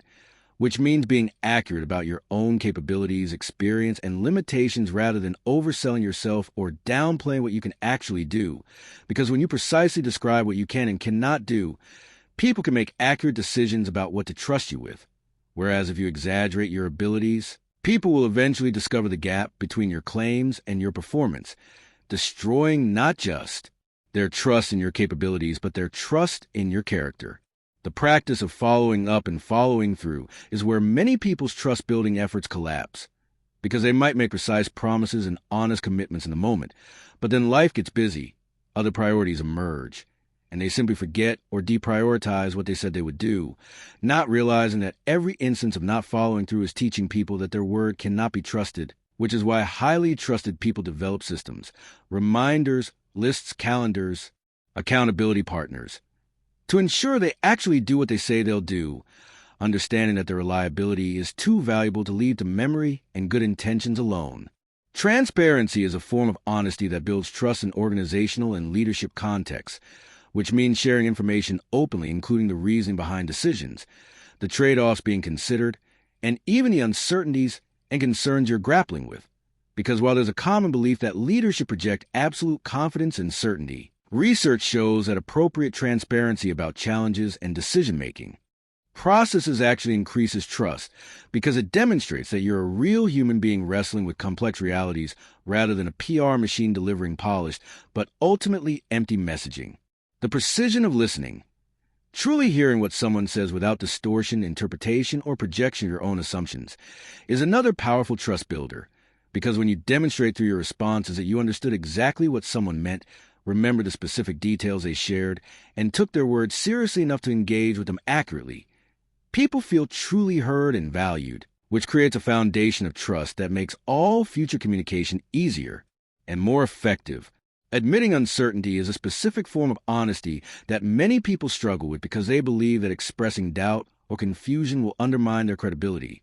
But the opposite is actually true. When you honestly say, "I'm uncertain about the best path forward," "I'm confused about what you mean," or "I'm not sure how to solve this problem," you invite collaboration, demonstrate intellectual humility, and show that you value truth over appearing to have all the answers, which makes people trust your judgment more rather than less because they know you're dealing with reality rather than pretending. The practice of apologizing with precision is crucial for rebuilding trust after you've damaged it, which means specifically naming what you did wrong, acknowledging the impact it had on the other person, taking full responsibility without explanations that sound like excuses, and stating clearly what you'll do differently in the future, because vague apologies like, "I'm sorry if I hurt your feelings," or "mistakes were made," don't rebuild trust since they don't demonstrate that you actually understand what you did wrong or that you're committed to changing. Whereas a precise apology like, "I'm sorry I interrupted you 3 times during the meeting that was disrespectful and prevented you from sharing your idea, and I will make sure to let you finish speaking in the future," shows real understanding and accountability. Trust built through precision and honesty is remarkably resilient, because once people know that you consistently tell the truth, meet your commitments, and communicate with accuracy, they'll give you the benefit of the doubt when things go wrong. They'll trust your explanations even in confusing situations, and they'll remain loyal even when outside voices try to undermine you, whereas trust built on anything less than genuine precision and honesty is fragile and collapses the moment it's tested by difficulty or revealed to be based on false pretenses. The long-term compound effect of building trust through these practices is extraordinary, because over years and decades, you develop a reputation as someone whose word is gold, whose commitments are sacred, whose information is reliable, and whose honesty is unshakable, which opens doors that remain closed to more talented or educated people who lack this fundamental trustworthiness, brings opportunities that come only to those known for integrity,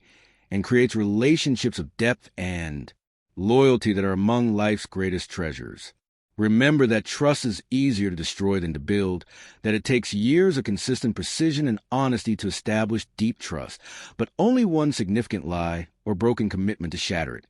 which is why maintaining the discipline of truthful, accurate communication, even in small matters, even when no one is watching, even when lying or exaggerating would be more convenient, is not just a moral choice, but a strategic one that determines the quality of every relationship you have and ultimately the trajectory of your entire life. Because in a world where casual dishonesty and imprecision have become so normalized that many people don't even recognize when they're being sloppy with truth, those who commit to building trust through unwavering precision and honesty become rare and valuable beyond measure. Finding that doors open, opportunities multiply, and relationships deepen in ways that no amount of cleverness, charm, or credentials could ever achieve. In a world that never stops talking, where every moment of quiet is immediately filled with words, music, notifications, or noise of some kind, where people seem terrified of pauses in conversation and rush to fill even the briefest silence with verbal clutter, there exists a profound and largely forgotten truth that the most powerful communicators throughout history have understood. Silence is not the absence of communication, but rather one of the most potent forms of communication available. A tool so effective that a well-placed pause can convey more meaning, create more impact, and produce better outcomes than 1,000 carefully chosen words ever could. Most people treat silence as something uncomfortable to be avoided, a gap that signals awkwardness or failure in conversation, which is why you see them nervously chattering to fill every pause, answering their own questions before giving others time to respond, jumping in with their own stories before the previous speaker has fully finished, or rushing through presentations without taking a breath because they fear that any moment of quiet will lose their audience's attention, never realizing that this constant stream of words actually diminishes their power, overwhelms their listeners, and prevents the kind of deep processing and emotional resonance that only happens in the spaces between words. The strategic use of silence begins with understanding that human attention is not infinite, and that when you speak continuously without breaks, people's minds inevitably wander. They lose track of your main points, and they miss important information because they're still processing what you said 3 sentences ago while you've already moved on to new content. Whereas when you punctuate your speech with deliberate pauses, You give people time to absorb what you've said, to let important ideas sink in, and to catch up mentally so they're fully present for what comes next. Silence after making an important point is perhaps the most powerful but underutilized technique in all of communication, because when you deliver a key insight, a surprising fact, a challenging question, or a call to action, and then simply stop talking and let it hang in the air, you create a vacuum that draws people's attention to what you just said, amplifying its importance and giving it space to resonate emotionally rather than being immediately buried under your next sentence, which is why the greatest speakers, from Martin Luther King Jr. to Steve Jobs to your most memorable teachers, all master the art of the dramatic pause that allows their most important words to land with full force. The silence of listening is equally powerful and perhaps even more rare than the silence of pausing, because truly listening in silence, not just waiting for your turn to talk while the other person speaks, but actually being quiet both externally and internally, with no agenda except to fully understand what they're saying, is one of the greatest gifts you can give another human being, and paradoxically one of the most influential things you can do, because people who feel genuinely heard are far more likely to trust you, open up to you, be influenced by you, and want to help you in return. When someone asks you a difficult question, the instinct is often to immediately start talking, even if you don't yet have a clear answer, because silence feels uncomfortable and you fear that pause will make you look stupid or unprepared. But the reality is that taking several seconds of silence to think before responding makes you appear more thoughtful, credible, and confident than rushing into an answer that's half-formed and potentially wrong. Because silence signals that you take the question seriously enough to consider it carefully rather than just reflexively spouting whatever first comes to mind. In negotiations and sales conversations, silence is an incredibly powerful tool that less experienced communicators consistently underuse, because after you make an offer or ask for something, the natural human tendency is to feel uncomfortable with the silence and start adding conditions, lowering your ask, or filling the quiet with nervous justifications. But skilled negotiators know that whoever speaks first after the offer usually loses, so they make the proposal and then simply wait in comfortable silence, allowing the other person to process, wrestle with the decision, and often talk themselves into accepting rather than having to be convinced. The silence of withholding judgment creates psychological safety that encourages people to be honest and vulnerable with you, which means that when someone shares something difficult, makes a mistake, or expresses an unpopular opinion, your ability to receive this information in silence without immediately reacting, criticizing, or offering unsolicited advice demonstrates that you're a safe person to talk to, which over time makes you someone people seek out when they need to process complex situations. Whereas people who can't tolerate silence and immediately jump in with reactions, solutions, or judgments find that others become increasingly guarded around them. Silence as a response to provocation is an advanced communication skill that diffuses conflict far more effectively than escalation or defense.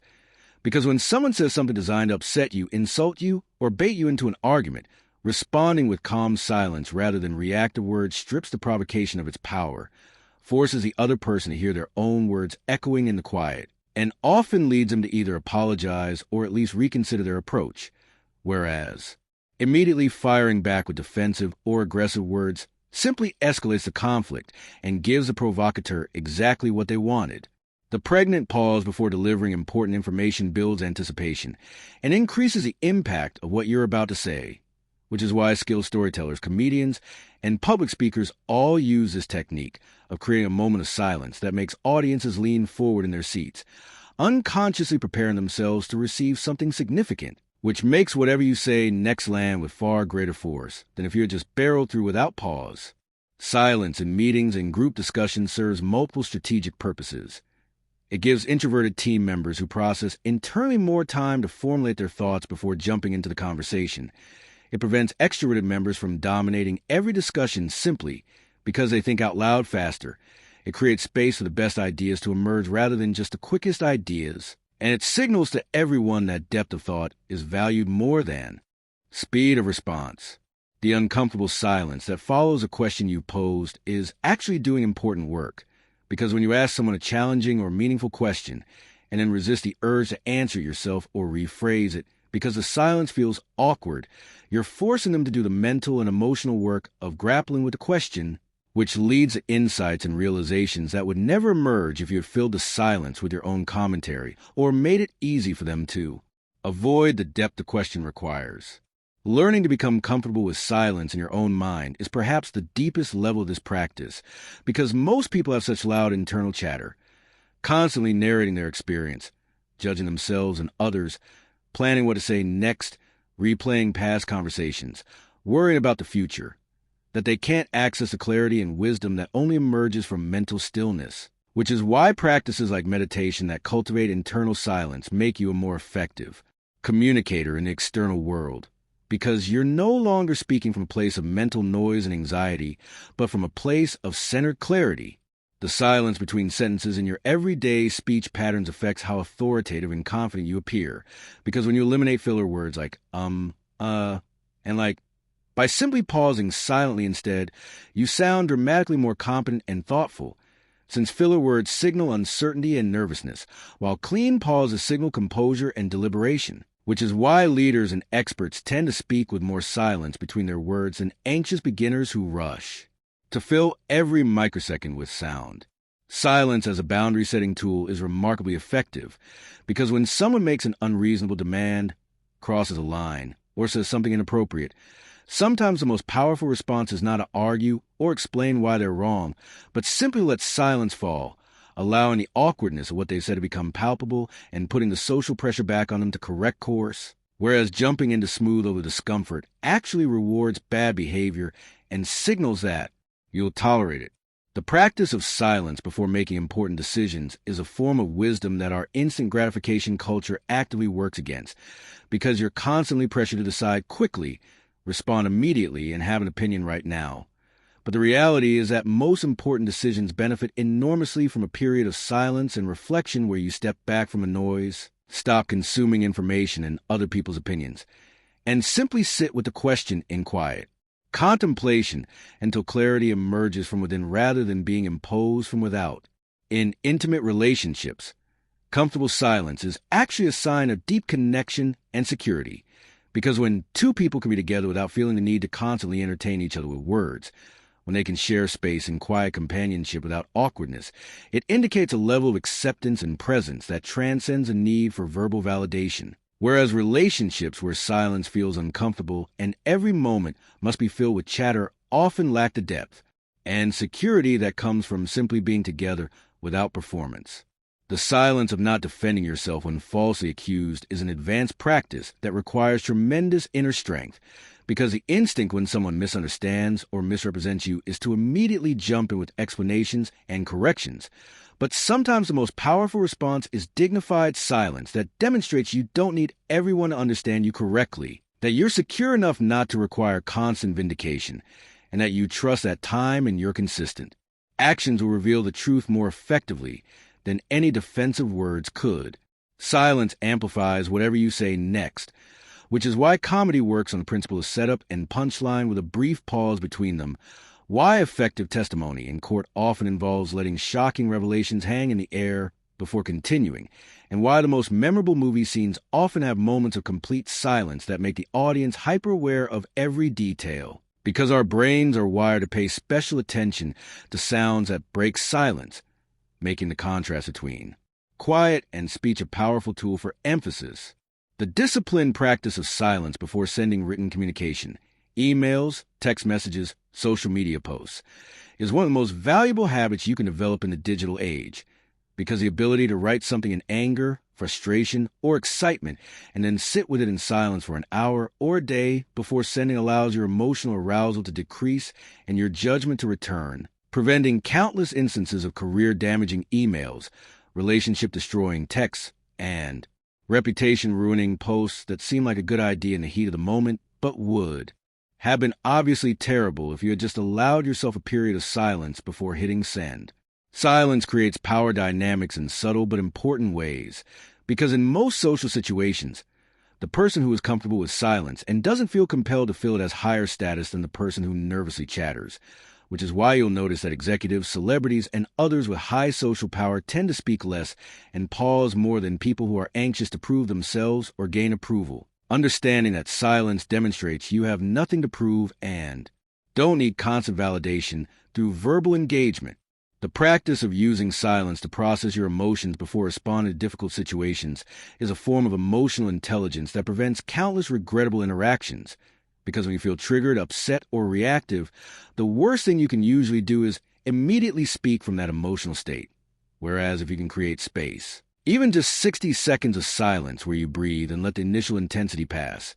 you give yourself access to your higher cognitive functions and can respond from wisdom rather than wound. Remember that mastering silence as a communication tool doesn't mean becoming someone who rarely speaks or who uses silence manipulatively to make others uncomfortable, but rather becoming someone who understands that every word has more power when it emerges from silence. That listening is often more influential than speaking. That pauses create emphasis and allow for processing. That quiet confidence is more compelling than nervous verbosity. And that in a world addicted to noise and constant stimulation, your ability to be comfortable with silence, to use it strategically, and to create spaces of quiet in your communication makes you a rare and remarkably effective communicator who stands out not by talking more or louder than others, but by understanding that sometimes the most powerful thing you can say is nothing at all, allowing your previous words to resonate, giving others space to think and feel and respond authentically, and demonstrating through your comfort with emptiness that you are secure, thoughtful, and in control of yourself and your communication in ways that truly impress and influence the people around you. There exists a crucial divide between people who rigidly follow their planned script regardless of how their audience is responding, and those who possess the sophisticated social intelligence to read the room,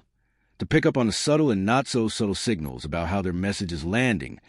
what emotions are present, what unspoken dynamics are at play, and what adjustments need to be made in real time to achieve their communication goals. And this ability to perceive and adapt is often the difference between leaders who inspire genuine followership and those who wonder why people nod politely but never actually implement what was discussed,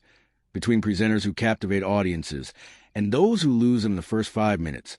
between salespeople who close deals and those who can't understand why their perfect pitch isn't working, and between relationship partners who build deep connection and those who repeatedly have the same frustrating conversations without understanding why nothing ever changes. Reading the room begins with the fundamental recognition that communication is not a one-way transmission where you deliver your message and the audience passively receives it, but rather a dynamic, interactive process where every person in the conversation or audience is constantly sending you information through their body language, facial expressions, energy level, questions, silences, tone of voice, and countless other verbal and nonverbal signals that tell you whether your message is working, whether you're going too fast or too slow, whether people are engaged or checked out, whether they're understanding or confused, whether they're receptive or resistant, and whether you need to continue on your current path or pivot to a completely different approach. Most people are so focused on what they want to say next, so anxious about their own performance, or so attached to their planned agenda that they completely miss these signals, plowing ahead with their prepared content even as the audience's eyes glaze over, their bodies turn away. Their questions reveal fundamental confusion about what you said 5 minutes ago, or their resistance grows with every word you speak, because they've mistaken communication for broadcasting rather than understanding it as a dance that requires constant attention to your partner's movements and continuous adjustment of your own steps to stay in sync. The physical signals people send are often the most obvious but still frequently missed indicators of how your message is being received, because when people are genuinely engaged and interested, they lean forward, maintain eye contact, have open body posture with uncrossed arms, nod in agreement, take notes, and display facial expressions that match the emotional content of what you're saying. Whereas when people are disengaged, resistant, or confused, they lean back or away, break eye contact, to check phones or look around the room, cross their arms or legs, have blank or skeptical facial expressions, fidget or display other signs of restlessness, and generally communicate through their bodies that your message is not landing even if they're too polite to interrupt or leave. The energy level in a room is a palpable thing that you can learn to sense if you tune into it rather than staying trapped in your own head. And this collective energy tells you whether people are excited and ready for bold ideas or exhausted and needing something simple and actionable, whether they're anxious and need reassurance or confident and ready for challenge, whether they're curious and wanting more detail or overwhelmed and needing you to simplify. and this felt sense of the rooms. Energy should constantly inform your choices about pacing, tone, content depth, and emotional approach. Adapting effectively requires having a flexible rather than rigid communication style, which means preparing thoroughly but holding your plans lightly, having multiple ways to explain the same concept depending on what's working, being willing to abandon entire sections of your planned content if they're not serving the moment, and developing the confidence to improvise and respond to what's actually happening rather than slavishly following your script while the room descends into confusion, boredom, or resistance. The questions people ask or don't ask provide crucial information about what's happening in the room, because when people ask lots of thoughtful questions, it signals engagement and a desire to understand deeply. When people ask no questions at all, it might mean they're completely with you and need no clarification, or it might mean they're so lost they don't even know what to ask. When people ask the same question multiple times in different ways, it signals you haven't actually answered their concern and need to approach it differently. And when people's questions reveal they missed or misunderstood your main point, it signals you need to back up and rebuild a foundation rather than continuing to build on a structure they don't understand. Cultural context dramatically affects how rooms should be read and how adaptation should happen, because different cultures have vastly different norms about directness versus indirectness, emotional expression versus restraint, questioning authority versus deferring to it, individual versus collective decision-making, and what various nonverbal signals actually mean, which is why a communication approach that works brilliantly in one cultural context can completely fail in another if you don't understand and adapt to these differences. Reading individual differences within a room is just as important as reading the collective, because even in a group where most people are engaged and following along, there might be one or two key stakeholders who look skeptical or confused, and if you don't notice and address their specific concerns, you might leave the meeting thinking it went well, only to discover later that those skeptics blocked your proposal or initiative because their objections were never surfaced and resolved. The practice of checking in explicitly rather than just assuming you're reading the room correctly is a powerful technique that less confident communicators often avoid because they fear it makes them look uncertain. But phrases like, "Does this make sense so far?" "What?" questions are coming up for you. "How does this land with what you're experiencing?" Or, "I'm sensing some hesitation. What concerns should we address?" actually demonstrate confidence and care while giving you crucial information about whether your message is working and what adjustments might be needed. Adapting your communication style doesn't mean being fake or abandoning your authentic self, but rather recognizing that you have many authentic ways of being and communicating, and choosing the version that will be most effective with this particular audience in this particular moment, just like you naturally speak differently with small children than with professional colleagues, with your best friend than with your boss, with someone who's grieving than with someone who's celebrating. And none of these adaptations make you inauthentic. They make you socially intelligent and effective. The timing of when you make your key points, introduce challenging ideas, or ask for commitments should be determined by reading the room rather than following a rigid plan. Because sometimes you need to spend more time building rapport and safety before people will be open to your message. Sometimes you need to address the elephant in the room before anyone can focus on your agenda. Sometimes you need to let people vent or process emotions before they can think rationally about solutions. And sometimes the perfect moment to ask for what you want arrives earlier or later than you planned,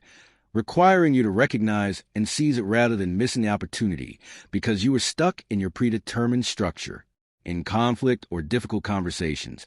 reading the room becomes especially critical because people's stress responses are activated and they're sending you constant signals about whether they're escalating toward fight mode, where they'll become aggressive and defensive, flight mode where they'll shut down or leave, or stay in a productive zone where actual dialogue and problem solving are possible, and skilled communicators learn to recognize these signs and adjust their approach. Accordingly, lowering intensity if people are escalating, increasing energy if people are shutting down, or maintaining course if people are staying engaged. The content depth you provide should be constantly calibrated based on a room's response, because some audiences want and need deep detail, data, and technical explanation to be convinced, while other audiences get lost and frustrated with too much detail and need high-level concepts and clear action steps. And try to give the wrong type of content to the wrong audience is like speaking a language they don't understand. You might be technically correct, but completely ineffective. Humor and lightness versus seriousness and gravity is another dimension where reading the room and adapting is crucial, because sometimes a room needs tension broken with appropriate humor that makes a serious topic more approachable, while other times humor will be tone-deaf and offensive given the weight of what people are dealing with. And the ability to sense which approach the moment requires is a mark of emotional intelligence that can't be taught through rules, but must be developed through attention and practice. The speed at which you move through content and conversation must be adjusted based on the room's processing capacity, because when people are fresh, energized, and dealing with familiar territory, you can move quickly and cover a lot of ground. But when people are tired, stressed, dealing with completely new concepts, or emotionally activated, they need much more time to process each piece of information before moving to the next, and pushing ahead at the wrong pace either wastes people's time through unnecessary slowness or loses them completely through overwhelming speed. Power dynamics in a room affect how openly people will share their true thoughts and concerns, which means in hierarchical settings where junior people are in the presence of senior leaders, you'll often get surface-level agreement even when people have significant private reservations. So reading these rooms requires paying attention to subtle signs of hesitation, noticing who isn't speaking, creating explicit safety for dissenting views, and sometimes having side conversations outside the formal meeting to understand what people are really thinking. The level of trust and psychological safety already present in a room determines how direct and challenging you can be, because with high-trust audiences, you can deliver hard truths, challenge assumptions, and push people out of their comfort zones without triggering defensiveness, whereas with low-trust audiences, the same direct approach will be received as an attack and create resistance, requiring you to build more foundation before introducing challenging content. Adapting in real time requires mental flexibility and emotional regulation, because you must simultaneously hold your goals and intended message while also being willing to take a completely different path to achieve them, which is cognitively demanding and impossible if you're too anxious, too rigid, or too ego-invested in delivering your prepared content exactly as you envisioned it. The practice of video recording yourself in important communications and then watching back with the specific intention of noticing all the signals you miss in the moment is one of the most powerful ways to develop room reading skills, because you'll see people's facial expressions that you were too nervous to notice, body language that you overlooked while focused on your notes, and pivotal moments where adaptation was needed but you plowed ahead obliviously, and this feedback loop dramatically accelerates your learning. Reading virtual rooms through video calls presents unique challenges because you lose a lot of the nonverbal information you'd have in person, can't see everyone simultaneously, and can't sense the collective energy in the same way, which requires compensating through more explicit check-ins, paying careful attention to vocal tone and the specific words people use, noticing who hasn't spoken, and directly inviting their input, and building in more pauses for processing and response than you would in person. The difference between adapting from a place of people-pleasing versus adapting from a place of strategic effectiveness is crucial, because the former means abandoning your message or goals whenever you sense any resistance or discomfort, constantly contorting yourself to make everyone happy and never saying anything that might challenge or upset anyone, whereas the latter means staying committed to your message and goals while being flexible about the path you take to achieve them, willing to adjust your approach when it's not working, but never abandoning what truly matters just to avoid temporary discomfort. Remember that the ability to read rooms and adapt is not a soft skill or a nice-to-have extra for people in certain professions, but rather a fundamental communication competency that affects every conversation you have, every relationship you build, and every attempt you make to influence, teach, lead, sell, negotiate, or connect with other human beings, because the most brilliant insights delivered in a way that doesn't match the room's readiness will be rejected or ignored. The most important message delivered without attention to whether it's actually being received will fail to create change, and the best intentions pursued with rigid attachment to your plan rather than flexible response to reality will produce frustration rather than results, which is why developing your capacity to perceive what's really happening in each unique communication moment and to adapt your approach accordingly is one of the highest leverage investments you can make in becoming an effective communicator who doesn't just talk at people but actually reaches them, moves them, and creates the outcomes that your communication is intended to serve. There exists a profound paradox in how people approach the development of communication skills, Because while everyone recognizes that becoming excellent at piano requires thousands of hours of practice, that mastering a sport demands endless repetition of basic techniques, and that achieving fluency in a language necessitates daily practice over years. Somehow, when it comes to communication, the single most important skill that affects every area of life, from relationships to career to influence to happiness. People expect to improve through osmosis, occasional thinking about it, or reading a few tips without ever engaging in the deliberate, repeated practice that creates true mastery. The uncomfortable truth is that knowing intellectually how to communicate well and actually being able to do it consistently under pressure, when emotions are high, when stakes matter, and when your ingrained habits want to take over, are completely different things, separated by the unglamorous work of practicing fundamental skills so many times that they become automatic, woven into your nervous system, and available to you even in challenging moments when you don't have mental bandwidth to consciously think about technique. The fundamentals of powerful communication are not complicated or mysterious. Speaking clearly and concisely, listening without interrupting, maintaining appropriate eye contact, controlling your emotional tone,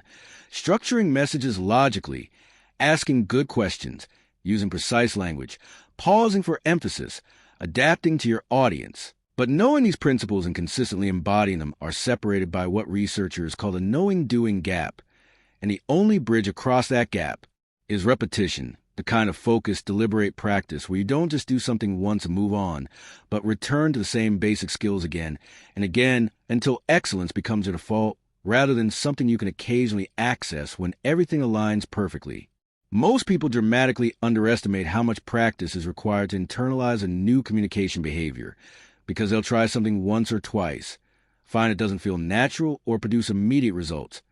and then abandon it to return to their comfortable but ineffective habitual patterns, never pushing through the awkward phase where new behaviors feel forced and uncomfortable but haven't yet been repeated enough times to become smooth and natural, which is exactly the phase where the real transformation happens if you can just persist through the discomfort. The practice of communication fundamentals must be deliberate rather than passive, which means you can't improve just by having lots of conversations in your normal life any more than you can become a great basketball player just by playing pickup games, because improvement requires isolating specific skills, practicing them with focused attention, getting feedback on your performance, making adjustments, and repeating until the skill becomes ingrained, which is why the most effective communicators create practice opportunities specifically designed to develop particular abilities rather than just hoping their skills improve through osmosis over time. One of the most powerful but underutilized practice methods is recording yourself in various communication situations, presentations, difficult conversations, sales calls, teaching moments, even casual discussions,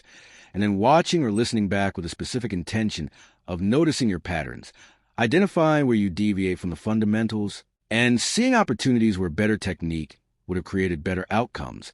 because this objective feedback reveals unconscious habits that you can't notice in the moment when you're busy trying to communicate, and it creates the self-awareness necessary for targeted improvement. The fundamentals that deserve your repeated practice vary depending on your specific challenges and goals, but certain core skills benefit virtually everyone. The ability to think before speaking rather than reflexively reacting, the discipline to eliminate filler words by pausing silently instead, the practice of making your point in 3 sentences or less before elaborating, the skill of asking clarifying questions before jumping to conclusions, the habit of checking whether your emotional tone matches your intended message, the capacity to notice when others are disengaging and adapt accordingly, and the strength to speak difficult truths with both honesty and compassion. Practicing communication fundamentals with a coach, mentor, or practice partner accelerates improvement dramatically compared to practicing alone, because they can point out patterns you can't see yourself, hold you accountable to actually doing the practice rather than just thinking about it, provide real-time feedback that lets you make immediate adjustments, and create the safe environment necessary to try new approaches that might feel awkward or fail initially, but will eventually become powerful tools in your communication arsenal. The concept of progressive difficulty is important in practice, which means you don't start by trying to master fundamentals in your highest stakes, most emotionally charged communications, but rather begin practicing in lower-stakes situations where you can experiment, make mistakes, and refine your approach before applying these skills in critical moments. Just like an athlete practices new techniques in training before deploying them in championship games. One particularly effective practice structure is to identify your specific communication weaknesses. Maybe you interrupt others. Maybe you ramble without getting to the point. Maybe your voice becomes shaky when nervous. Maybe you avoid difficult conversations. Maybe you speak too softly to be heard. Or maybe you dominate discussions without leaving space for others. And then create deliberate practice. Scenarios specifically designed to strengthen that weak area through repeated exposure and technique refinement. The practice of micro-adjustments is often more effective than trying to overhaul your entire communication style at once, because when you focus on mastering one small fundamental at a time, this month I'm eliminating filler words. Next month I'm working on vocal projection. The following month I'm practicing structured thinking before speaking. You can give each skill the focused attention required for real improvement, rather than spreading yourself thin, trying to fix everything simultaneously, and consequently improving nothing. Real mastery of communication fundamentals reveals itself not in how well you communicate when everything is going smoothly and you're feeling confident, but in your ability to maintain high-quality communication when you're stressed, tired, emotional, triggered, or facing resistance, because these difficult conditions are where most people's communication collapses as they revert to their worst habits, whereas someone who has truly mastered the fundamentals through thousands of repetitions can access their skills even under pressure, because the behaviors have become automatic rather than requiring conscious effort. The role of mental rehearsal in practicing communication fundamentals is supported by extensive neuroscience research showing that vividly imagining yourself executing a skill activates many of the same neural pathways as actually performing it, which means you can practice fundamental communication techniques anywhere, during your commute, before falling asleep, while exercising, by mentally rehearsing upcoming conversations, visualizing yourself using proper technique, and imagining handling various scenarios with the communication excellence you're working to develop. Feedback loops are essential for effective practice, because without knowing whether your efforts are working, you're just doing the same thing repeatedly without improvement, which is why the most effective communicators actively seek feedback by directly asking trusted colleagues how they're coming across, requesting specific observations about their communication patterns, staying curious rather than defensive when receiving criticism, and treating every communication interaction as a learning opportunity where they can gather data about what's working and what needs adjustment. The practice of studying master communicators provides invaluable learning opportunities, because when you watch excellent speakers, interviewers, negotiators, teachers, or conversationalists with a specific intention of noticing what techniques they're using, how they structure their thoughts, when they pause, how they use their voice, how they handle objections, how they create connection, you begin to build a mental library of effective approaches that you can experiment with adapting to your own style. One of the biggest obstacles to practicing fundamentals consistently is a false belief that practice is only for beginners and that once you reach a certain level of competence, you can stop the deliberate work of skill refinement. But the truth is that the best communicators in the world, professional speakers, master therapists, elite negotiators, inspiring leaders, all continue practicing fundamentals throughout their careers because they understand that excellence is not a destination you reach, but a direction you travel, requiring constant attention and refinement to maintain and continue improving. The practice environment you create matters enormously, because if you only practice communication skills in formal training settings or workshops, they won't transfer effectively to real-world situations. Whereas if you treat your daily life as a practice ground where every conversation is an opportunity to apply and refine fundamental skills, you'll get hundreds of practice repetitions per week rather than a few per year, dramatically accelerating your progress toward mastery. Embracing discomfort is a necessary part of practicing communication fundamentals, because if you only use techniques that already feel comfortable and natural, you'll never expand beyond your current limitations. Whereas if you're willing to try approaches that feel awkward, risk looking foolish while learning, and persist through the messy middle phase where new skills haven't yet become smooth, you'll eventually break through to new levels of capability that were previously inaccessible to you. The compound